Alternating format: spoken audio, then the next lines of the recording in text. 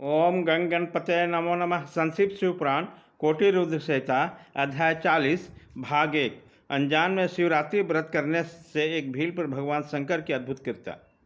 ऋषियों ने पूछा, सूत जी, पूर्व काल में किसने इस उत्तम शिवरात्रि व्रत का पालन किया था और अनजान में भी इस व्रत का पालन करने से किसने कौन सा फल प्राप्त किया। सूत जी ने कहा, ऋषियों, तुम सब लोग सुनो। मैं इस विषय में एक निषाद का प्राचीन इतिहास सुनाता हूँ जो सब पापों का नाश करने वाला है। पहले की बात है, किसी वन में एक भील रहता था जिसका नाम था गुरुद्रोह। उसका कुटुंब बड़ा था तथा बलवान और क्रूर स्वभाव का होने के साथ ही क्रूरतापूर्वक क्रम में तत्पर रहता था। वह प्रतिदिन वन में जाकर मृगों को मारता, वहीं रहकर नाना प्रकार की चोरियां करता।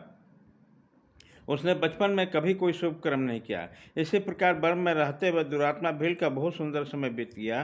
तदंतर एक दिन बहुत बड़ी सुंदर शुभकारक शिवरात्रि आई, किंतु वह दुरात्मा घने जंगल में निवास करने वाला था, इसलिए उस व्रत को नहीं जानता था। उसी दिन उस भील के माता पिता पत्नी ने भूख से पीड़ित होकर उसने याचना की, मुनेचर, हमें खाने को दो। उसके इस प्रकार याचना करने पर तुरंत धनुष लेकर चल गया और मृगों के शिकार करने के लिए सारे वन में घूमने लगा।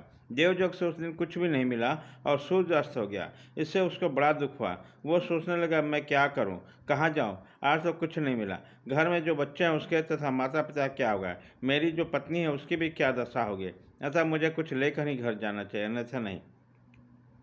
ऐसा सोचकर वह ब्याध एक जलाशय के समीप पहुंचा और जहां पानी उतरने का घाट था वहां जाकर खड़ा हो गया। वो मन ही मन विचार करता था कि यहाँ कोई न कोई जीव पानी पीने के लिए अवश्य आएगा। उसी को मारकर कृत्य होकर ऐसा प्रसन्न होकर घर को जाऊंगा।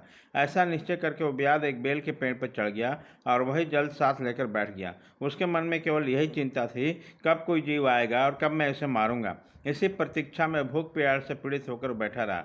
वह रात के पहले पहर में एक प्यासी हिरनी आई जो चकित होकर जोर जोर से चौकड़ी भर रहे थे। उस मृगु को देखकर ब्याध को बड़ा हर्ष हुआ और उसने तुरंत ही वध के लिए धनुष पर बांध कर संधान करने लगा। ऐसा करते हुए उसके हाथ से धक्के से थोड़ा सा जल और बिलपत्र नीचे गिर पड़े। उस पेड़ के नीचे शिवलिंग था। उक्त जल और बिलपत्र से शिव की प्रथम पूरा के प्रहर की पूजा संपन्न हो गई। उस पूजा का मार्ग से ब्याध का बहुत सा पातक तत्काल नष्ट हो गया। वहां होने वाली खड़खड़ाहट की आवाज़ सुनकर हरनी ने भय से ऊपर की ओर देखा। ब्याध को देखते हुए व्याकुल हो गई और बोली। मिर्गी ने कहा, ब्याध, तुम क्या करना चाहते हो, मेरे सामने सच सच बताओ। हिरनी की बात सुनकर ब्याध ने कहा, आज मेरे कुटुंब के लोग भूखे हैं, अतः तुमको मारकर उनकी भूख मिटाऊंगा और उन्हें तृप्त करूंगा।